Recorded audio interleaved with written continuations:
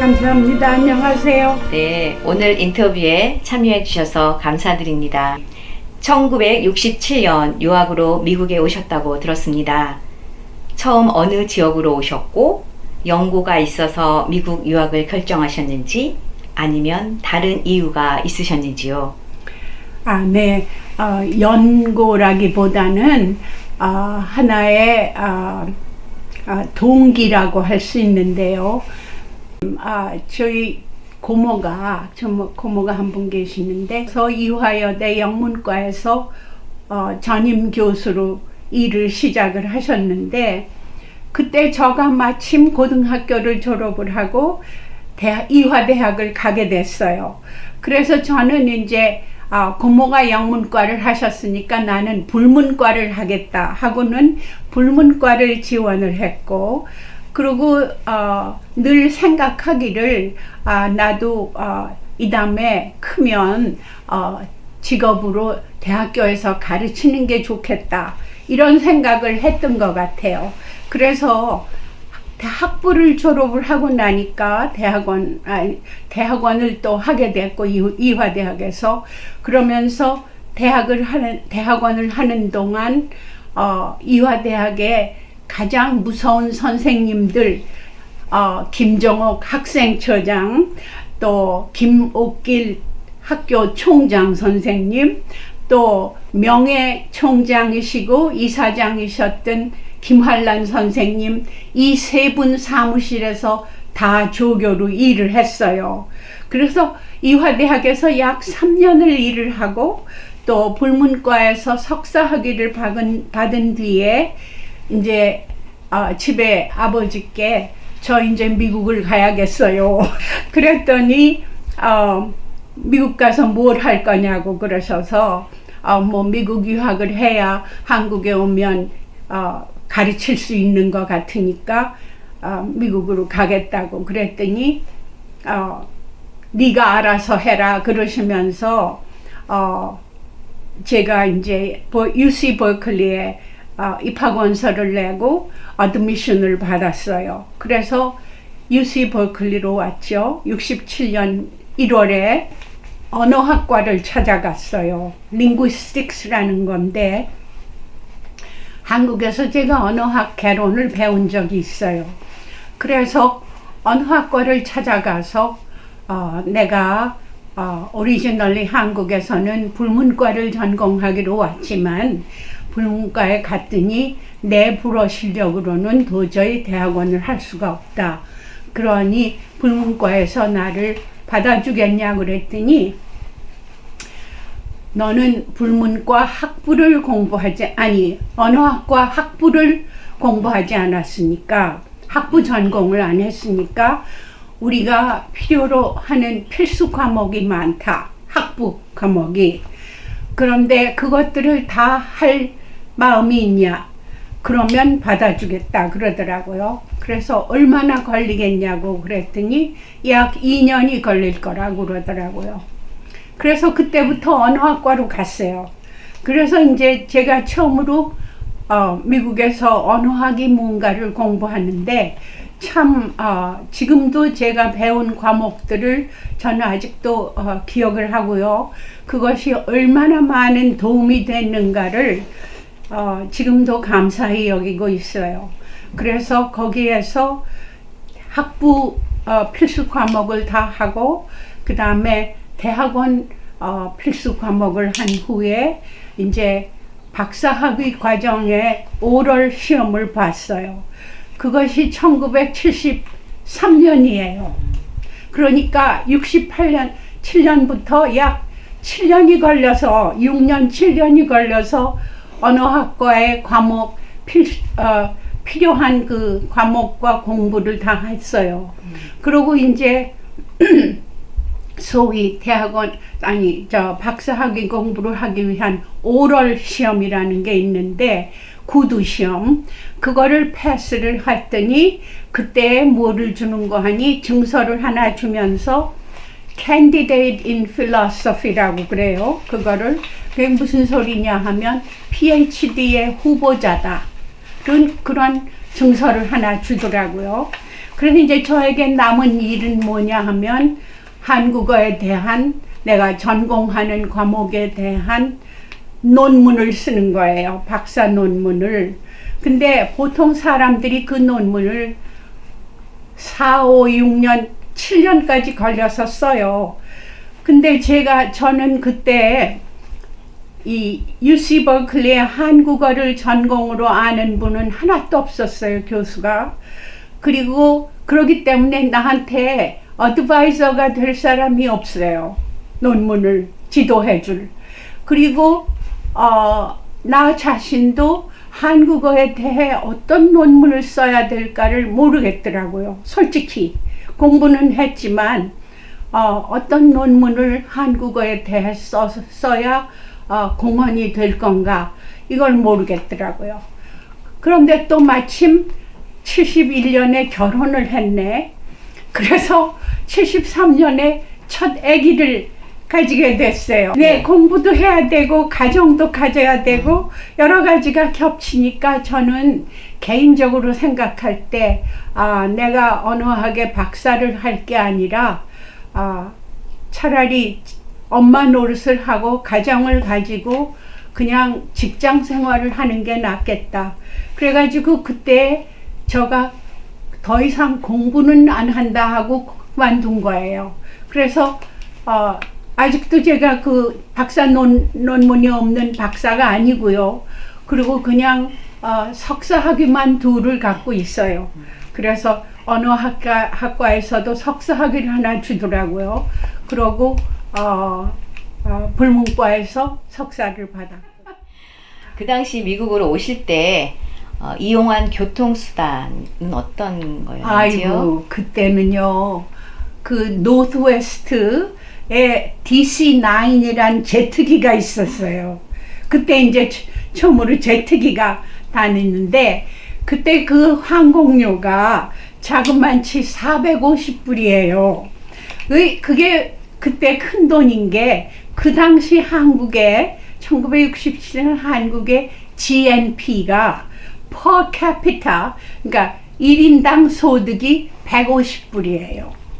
그러니까 아버지 친구분들이 저희 아버지 보고 너 미쳤냐? 왜 딸을 미국으로 유학을 보내냐? 그러셨다는 거예요. 그 돈 가지면 집 사고 잘 살겠다 그랬다고. 그런데 어쨌든 그렇게 하고도 미국을 굳이 온 거예요. 그랬는데 뭐 저는 미국 온 거는 한 번도 후회한 적은 없어요. 그러니 다행이지요. 예. 예, 그때 그 지역 모습이나 상황이 어땠는지요? 아이고, 정말 비행기를 타고 오는데 오래도 걸렸지만은 그 공항에 딱 내리니까 그때 저희 아버지가 이 미국에 저희 아버지는 무역업을 하셨는데 미국의 큰 회사들하고 무슨 관계가 있으셨어요. 그래서 예를 들어 스탠다드 오일이라든가 이런 큰 회사의 그 중역들이 가끔 한국에 오면 아버지하고 대화를 하고 이랬거든요. 그래서 이제 저희 아버지가 우리 딸이 버클리로 유학을 간댄다 하고 알리니까 미국 분들이 저를 데리러 공항에 나왔어요. 그분들이 나를 데리고 지금 라피엣으로 자기네가 사는 집으로 데리고 갔는데 다리를 건너면서 베이브리지를 건너는 거예요, 공항에서. 근데 사실 미국이란 나라가 이렇게 거대한 나라로구나 하면서 다리를 건너오는데 한없이 길더라고요, 다리가. 그때 내가 놀란 것이 아니 다리 하나가 이렇게 길고 미국이 이렇게 거대한 나라니 내가 한없이 조그맣게 느껴지더라고요. 그 사람들도 최육척이고 키가 크고 나는 그야말로 5척 2천 이 정도밖에 안 되는데 그래서 굉장히 저는 처음부터 이 나라가 압도적인 나라로구나 그 생각은 했어요. 그리고 이제 바로 그 다음 날부터 학교를 나와서 1월 4일이 첫 수업이었어요. 1월 2일 날 왔는데 이제 3일 날 아이하우스로 갔네. 그게 인터내셔널 하우스라는 걸 우리가 아이하우스라고 그때 그랬는데 그 피드먼 애버뉴에 있는 아이하우스에 처음으로 기숙사 생활을 하러 갔어요. 온갖 학생들을 다 만났어요. 뭐 이란, 이락, 에집트, 무슨 뭐 독일, 프랑스 온갖 학생들이 다 거기 살아요. 지금도 미국이란 나라를 이렇게 한 민족만 사는 나라라고 생각 안 해요. 우리 같은 어디 전 세계에서 모인 온갖 사람들이 우리들의 역사와 문화와 삶을 가지고 와서 이 나라를 풍부하게 만드는, 문화적으로 물론 땅도 크고 뭐 천연자원도 많고 돈도 많은 나라지만 또한 인간 자체의 문화, 역사, 전통 이런 모든 것들이 이 나라를 굉장히 풍부한 나라로 만든다, 이런 믿음을 갖고 있어요. 결혼 생활 그리고 자녀 교육을 포함해서 가족 생활이 어떠셨나요?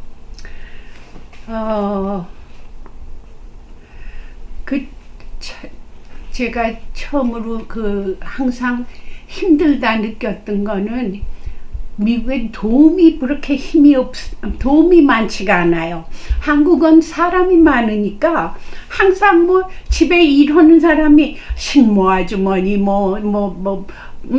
소재하는 아줌마, 이런 사람들이 늘 왔다 갔다 하고 이랬는데, 미국은 딱 남편하고 나하고 애들하고 여기 단촐한 3-4 식구가 살고 아무도 와서 도와주는 사람도 없고 일일이 다 돈을 줘야 되기 때문에 우리가 그렇게 형편이 넉넉지 않게 그야말로 뭐 한 달 벌어 한 달 먹고 이러는 형편에서 그런 그 생활 자체가 굉장히 좀 바쁘더라고요. 모든 장을 봐야 돼, 집에 와서 음식을 해야 돼, 애들을 먹여야 돼, 씻겨야 돼, 뭐 이런 일들이 누구 하나 도움 받지 않고, 물론 남편이 여러 가지로 도와주죠. 그렇지만은 여자가 하는 일이 있고 남자가 하는 일이 있고 이래서 밥을 먹으면 남편이 설거지는 하지만 쿡은 할 줄 모르니까 내가 해야 되고, 이래서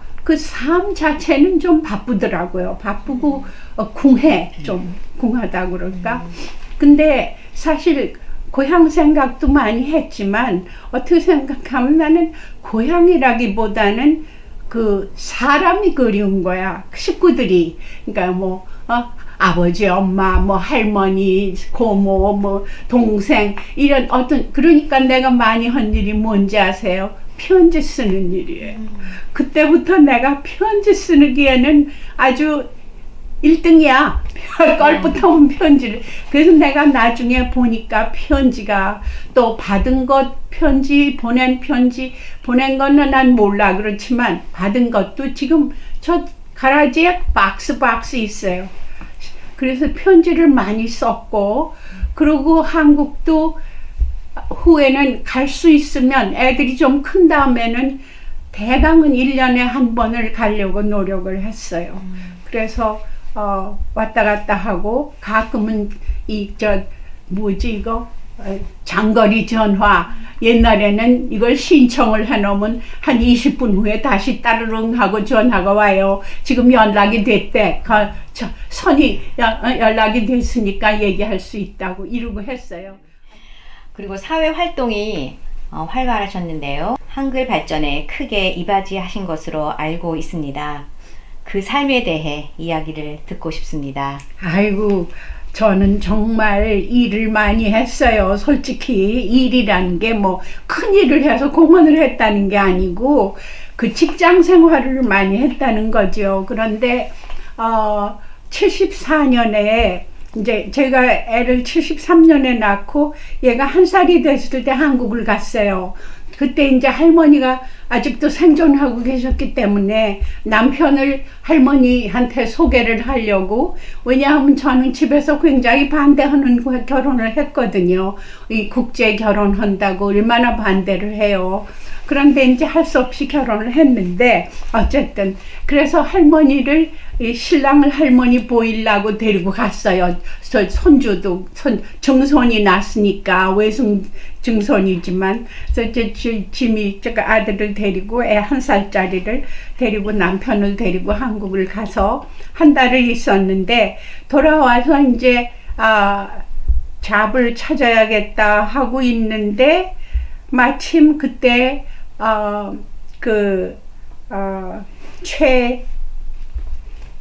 여기 계시던 BY 최봉윤 교수님이 하루는 전화를 하시고 지금 한국에서 이민들이 많이 들어오기 시작하는데 그게 70년대 초부터 이민들이 많이 한국에서 온 거예요. 오기 시작하는데 지금 샌프란시스코에서 그 이민 오신 분들을 위해 영어를 가르치고 그 취직 알선을 하는 프로그램을 하려고 하는데 거기에 좀 이중 언어 교사로 일을 할 수 있겠냐고. 그리고 연락이 오셨어요. 근데 그 최봉윤 교수는 내가 여기 버클리에 와서부터 그때 그분이 길만 스트릿에 있는 코리안 인이라는 한국 음식점을 하고 계셨어요. 부인하고. 그래서 그때부터 만나서 이상하게 처음부터 최봉윤 교수가 저를 잘 보신 거예요. 그래가지고 항상 생각을 하셨는데 74년에 저보고 지금 이런 프로그램이 샌프란시스코에 일어나고 있으니까 그걸 하겠냐고. 그 제가 이제 거길 갔더니 김호동이라는 저희 학교에서 같이 정치학으로 박사학위를 받은 분이 있는데 그분이 코디네이터고 변용수라고 한국에서 오신 분인데 그분은 영문 이름이 마이클 변이었어요. 그분이 카운슬러고 이제 지금 세크레터리고 레지스트라를 뽑는데 날 보고 그 직업을 하라고 그러신 거예요. 그래서 이제 인터뷰를 했더니 그럼 또 잡이 되더라고요. 이중 언어를 하고 석사학위도 있고 이러니까 잡을 주시더라고요. 그래서 그때 세 사람이 처음으로 그 샌프란시스코 1010 거프 스트리트 거프 스트리트 1010이라는 곳에 패밀리 서비스 에이전시라는 게 있었어요. 거기에 방 3개를 빌려서 우리가 들어갔어요. 거기다가 사무실을 차리고 그때 학생을 약 20명 뽑았어요. 그래서 한국 분들이 일기로 그때 들어와서 그러니까 아침에는 영어를 배우고 오후에는 잡사이트에 나가서 이제 견습 일처럼 일을 하고 그렇게 해서 그 프로그램이 시작이 된 거예요. 그리고 이제 한참 그때는 우리가 코리안 커뮤니티 오가니제이션이 없다고 그래가지고 이 사람들이 그 시티하고 관계가 있는 거였거든요. 샌프란시스코 시티. 그래서 그때는 뭐냐면 차이나타운 리소스 디벨롭먼트 센터라는 게 있었어요.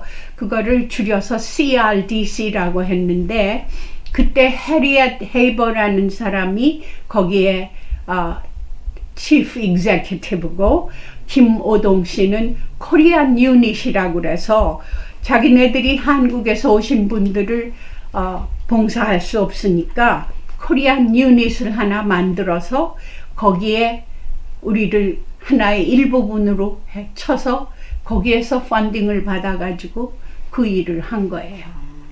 그래가지고 우리 코리안 유닛이 처음으로 이름을 짓기를 한참 후에 김호동 씨가 MSCK라고 그랬어요.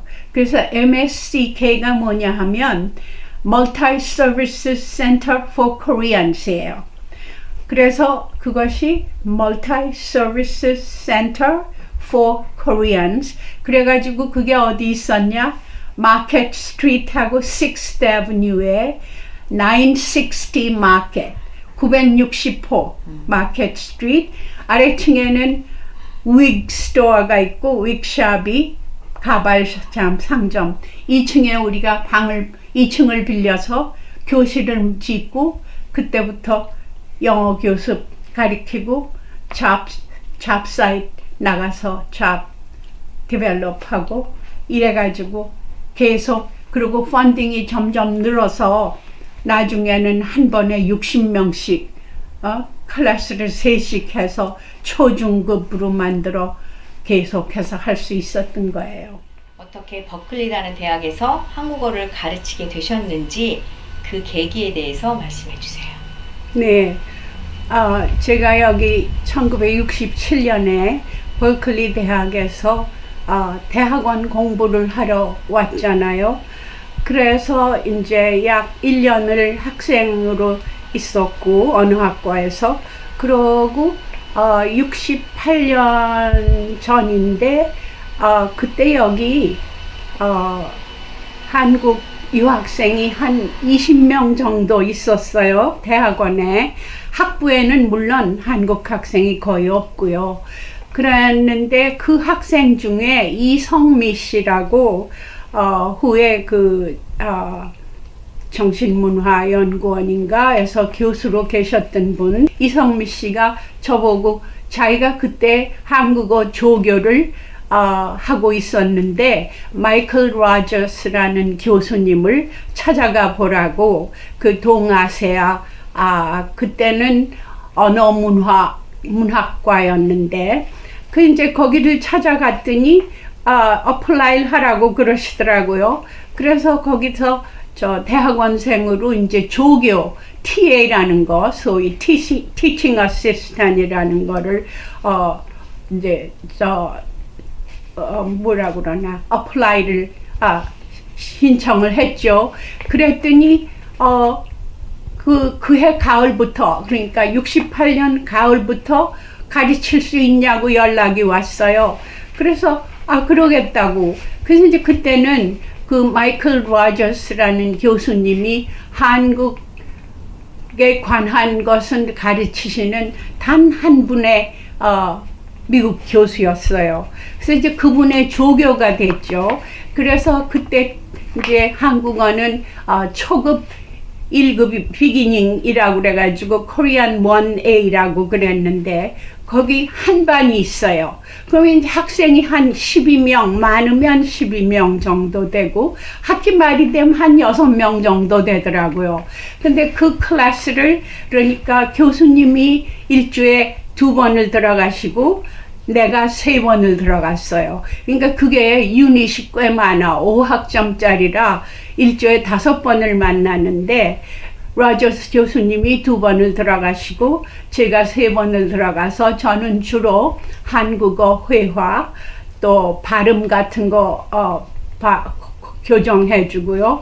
그리고 이제 연습 문제 시켜주고 또 모든 책들이 많이 그 로마나이제이션 영문으로 써 있는 거예요. 한글까지도 한글로 쓰는 것을 했습니다 하는 쌍시옷이 나오면 SS로 나와 있어요. 그런 식으로 해가지고 로마나이즈가 돼 있어서 그거를 이제 디토 마스터에다가 다 한글로 써가지고 연습 문제를 제가 그거를 등사를 해서 학생들을 나눠주고 그랬어요.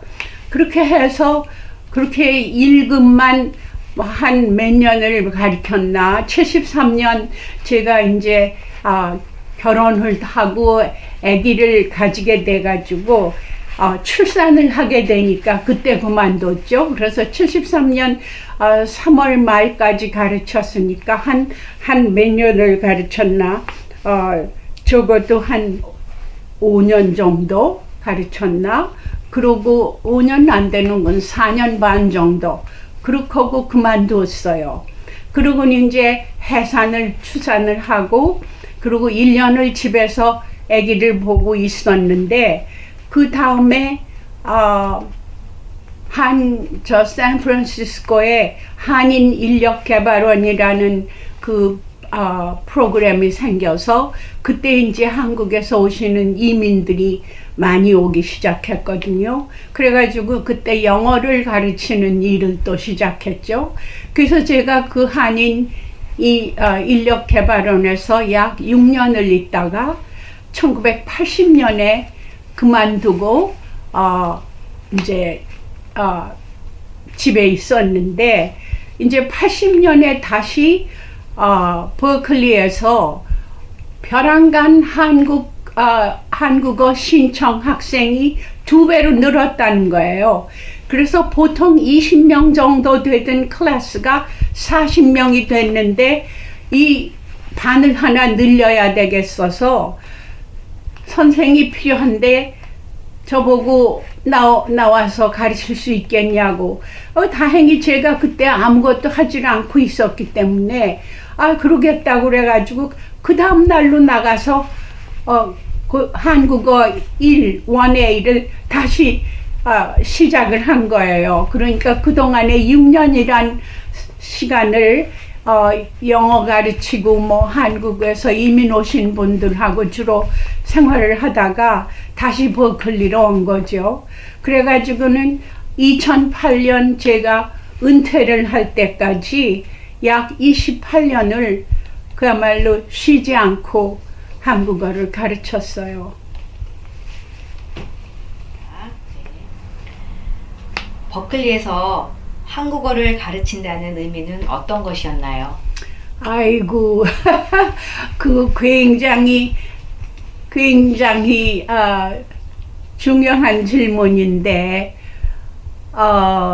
그 시절에 정말 버클리에 한국 학생이 다 모여야 한 20명 정도 있을 때 버클리에서 한국어를 가르친다는 거 굉장히 제가 중요한 일이라고 생각을 했고 보람 있고 행복한 일이라고 생각을 했어요. 그런데 그 이유가 이 한국어가 동아시아어과 안에 들어 있었는데 그때 이미 중국어와 일본어는 1A 초급반의 섹션이 수없이 많아요. 5, 6, 7, 8 뭐 이렇게 있는데 한국어는 하나나 둘을 가지고 하기도 힘들었어요. 정말 하나를 하기도 힘들고 나중에는 2학기가 되면 학생이 6명 정도 들어오고 뭐 누가 한국어를 배우나 이런 식으로 그렇게 그야말로 참 존재가 미미하다고 할까 그렇게 느꼈거든요. 나중에 이 한국어가 이렇게 발전을 하고 지금은 UC 버클리에 한국계 학생이 약 2,000명이 있다고 해요. 그리고 이 한국어 반도 초급부터 5급까지 있어요. 그런데도 솔직히 아직도 한국어를 학부에서 전공을 할 수가 없게 돼 있어요. 그러니까 마이너, 부전공은 가능한데 전공이 가능하지가 않아요. 그게 왜 그러냐? 여러 가지 그 교과 과정이 그 학사 과정을 할 수 있는 과정에 충당이 되지 않기 때문에요. 그래서 최근에 제가 듣기로는 지금 이 과에 안진수 교수가 계시는데 그분 말씀에 의하면 한국어 전공, 학부 전공이 얼마 안 있어 가능할 거라 그러면서 현재 전임 교수를 물색 중이라고 그런 말을 들었어요. 정말 반갑더라고요. 그런데 그만큼 한국이라는 나라의 존재가 그 시절 미미했고요. 이게 60년대 말인데 이미 그때도 아직도 미미한 존재였고 일본이나 중국에 비해서 항상 이렇게 좀 늦은 감이 드는 그런 느낌이 있었어요. 그래도 저는 저 자신이 한국어를 가르친다는 거에 대해서 굉장히 긍지를 가졌고 또 학생들이 한국어를 배움으로써 집에서 부모님들이 쓰는 언어 혹은 많이 고등학교에서 가르치지 않는 언어를 대학에 와서 배움으로써 본인의 정체성에 대해서 많은 그 긍정적인 사고를 하게 되고 자랑스럽게 생각하고 또 부모님한테 편지를 쓴다든가 어머니 날 카드를 써가지고 와서 저에게 보여주면서 선생님 이게 어때요? 하고 물어볼 때 굉장히 기뻤어요. 개인적으로 이 학생들의 삶이 한국어를 배움으로써 풍요로워지고 좀 더 아름다워진다라는 그런 생각을 할 때 제가 하는 일이 미미한 것 같지만 보람을 느끼곤 했습니다. 입양아들 있잖아요. 나는 내 클래스에서 입양아들을 여러 명을 봤어요. 근데 그 많은 입양아들이 외국 이름을 갖고 있고 그래요. 그렇지만 와서 자기가 뭐라고 그러나 친부모나 이런 분들을 꼭 찾고 싶어서가 아니라 자기가 나온 그 문화의 배경에 대해서 알고 싶어서 한국어를 배우고 싶어 하는 사람이 많이 있었어요. 왜냐하면 부모님들이 한국말 못하거든요. 영어로만 말하고. 그런데 자기는 그 한국말을 배워서 뭘 하게? 그냥 알고 싶은 거예요. 내가 어릴 때 내가 온 나라의 언어는 어떤가를 그냥 완전히 호기심과 알고 싶은 그 마음으로 한국어를 열심히 배워요. 그리고 다른 학생들을 만나고 이름으로써 자기가 내가 저런 나라에 저런 국민에서 왔구나 이런 그 젊은 사람들이 자아에 대한 발견이 필요할 때 이런 한국어를 배움으로써 많은 도움을 받은 것 같아요. 네. 그리고 기뻐하고 그런 거를 내가 한국어로 편지를 썼다고 매우 기뻐하고 자랑스러워해요. 그래서 그럴 때 정말 내가 하는 일이 아주 헛된 일이 아니로구나 그런 생각을 하게 되죠. 네.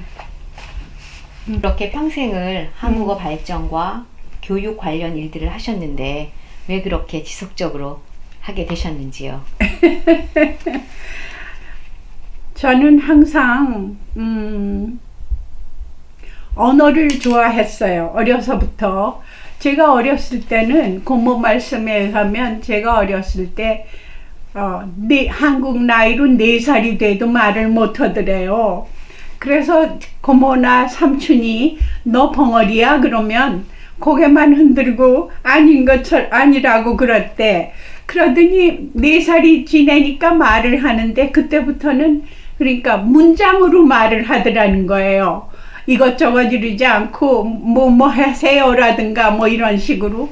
그래서 항상 그 말의 언어에 대해서 관심과 흥미가 있었고 그래서 학교를 다닐 때도 항상 국어 시간이면 제가 먼저 읽었어요. 선생님이 표준어를 한다고 그래가지고 저를 서울말을 한다고 그래서 항상 국어 시간이면 책을 먼저 읽고 이랬는데 이제 여학교를 가니까 영어를 배우게 됐고 중학교에서 전 중학교도 부산 피난 시절에 영도에 있는 경기여중을 들어갔어요.